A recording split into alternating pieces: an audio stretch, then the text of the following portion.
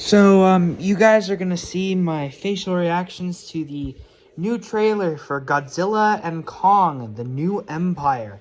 I'm not gonna be doing this on YouTube, but I just wanted to record this just for the sake of doing it. So here it is.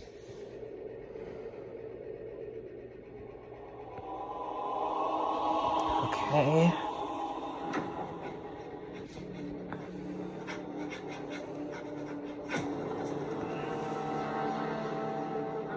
Human civilization,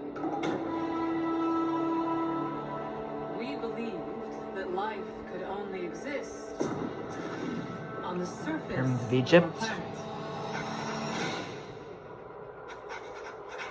What the heck?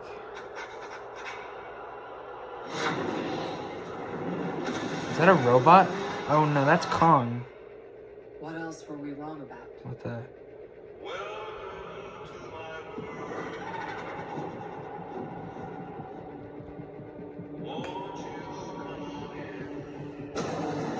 Okay, there's Kong looking really gray.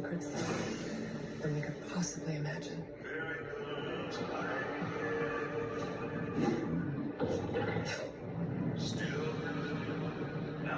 What the heck? Is that a baby gorilla? What is that? I wish I knew. That's not Kong. No, it's not. Kong is in gray. What could have done this?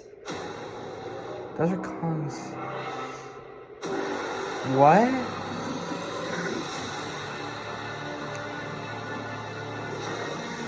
Oh my, whoa.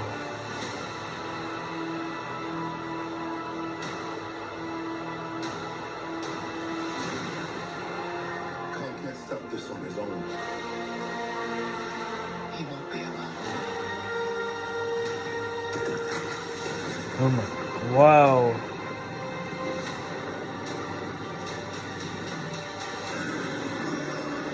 Dude, he's in pink now? What is that? What is the red like ape thing?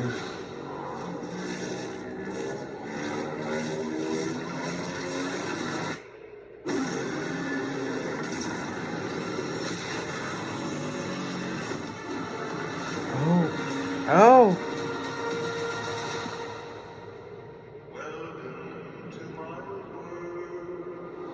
Holy crap. Is that a mini Kong? Kiko.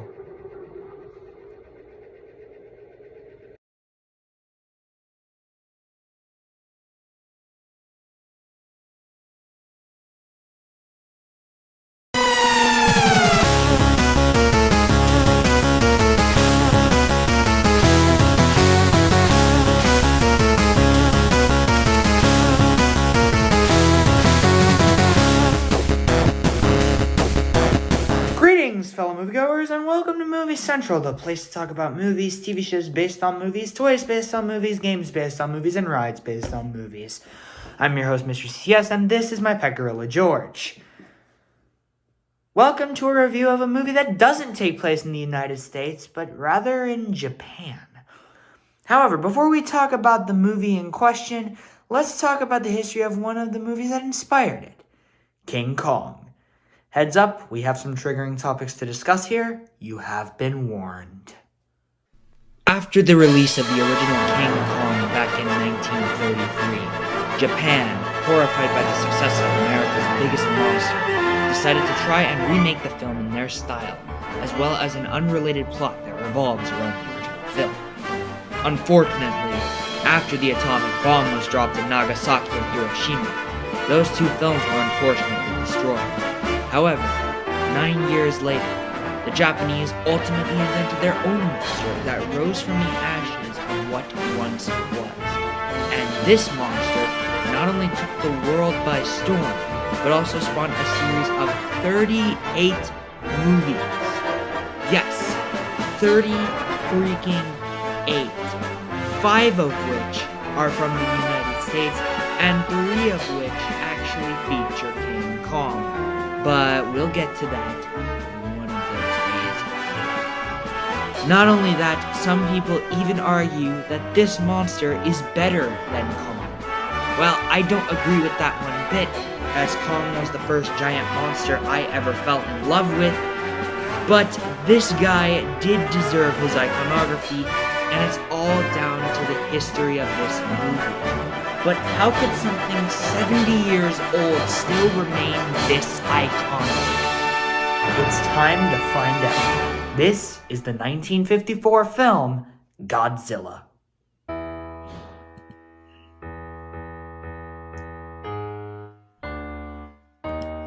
Underwater hydrogen bomb testing awakens a fire-breathing monster called Godzilla from its centuries-long sleep, and it soon starts to terrorize Japan.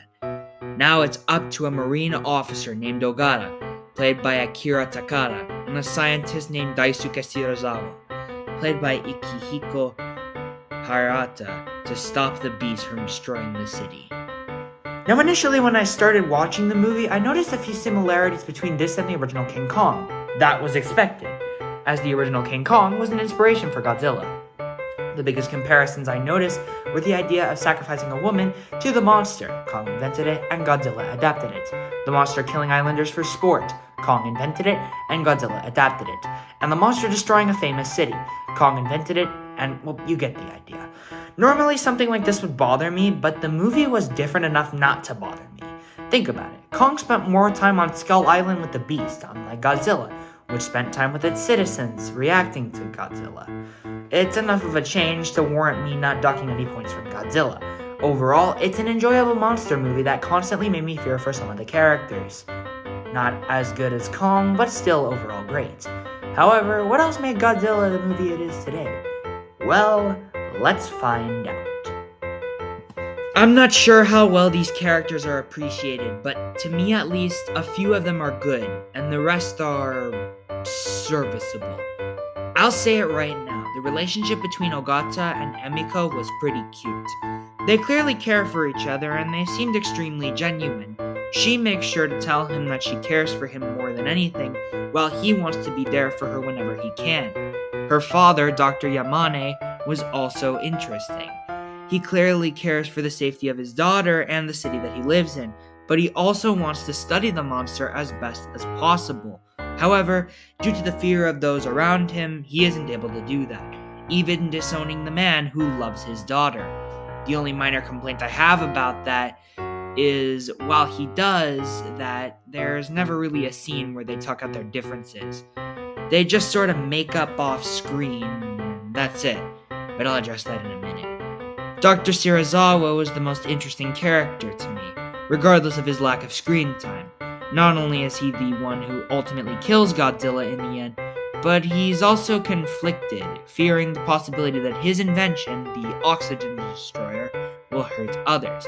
He's the only character that's had a fleshed out arc, and even though I predicted his eventual death, I did feel for him at the end. And that's about it. The biggest complaint I have with this movie is that sometimes the emotions don't feel raw or real. As a matter of fact, they don't really exist in the movie at all. Shinkichi, the young boy, loses his family and he doesn't ever react to it over a period of time. We don't ever see how Emiko and Ogata ever really discuss her and Shirazawa's relationship, or as stated earlier, Dr. Yamane and Ogata never make up, and the background characters usually are only nervous or protesting the destruction. I can see the foundation being set up, but they never go anywhere with it, which means I have to take away a few points. Unfortunate for me, but it has to be done. The characters are fine, but they aren't that great. The thing that is great is the monster himself, Godzilla. Dude, this thing doesn't play around. He destroys entire cities in Japan in the span of a few steps. And boy, was that sequence a ton of fun. The way they took him out in the end was also pretty satisfying. The beast destroyed cities in a furious rampage and took the lives of people. And to crumble into dust at the end was a very brutal and perfect way for him to go out. So, like a lot of movies I'm going to review this season, the monster is the best part of the movie. The human characters are fine, but they aren't as good as the human characters in Kong or Creature. That's all I really have to say. As far as effects, we have very impressive miniatures, pyrotechnics, underwater shots, and of course Godzilla himself, brought to life by the late Haruo Nakajima, who was only 25 years old when he was in the suit at the time. This is a great effect that will still hold up after 70 years and will continue to hold up forever, at least to me. As far as the music goes, Akira Ifukube, who created an intense and memorable score that will continue to stick with me, did an incredible job. The best piece is the iconic Godzilla theme, which is reused multiple times throughout the narrative and is the most iconic piece thought of whenever Godzilla is brought up in conversation, so props to Akira for pulling it all off all those years ago. And finally, the scare factor comes down to being inside the water with Godzilla, to those who have hydrophobia, or the scene where a homeless mother and her children await their deaths from the beast, or those harmed by the monster's rampage. And of course, you have, the monster's rampage walking across the city of Japan and destroying it.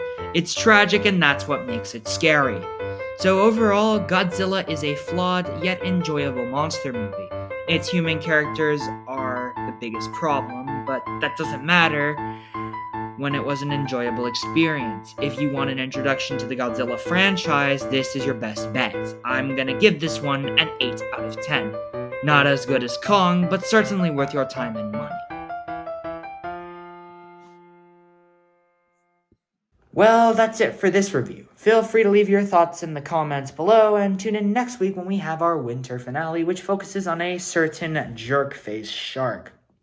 With that said, my name is Mr. CCS, this is Movie Central, and that, my friends, is a wrap. See you next week.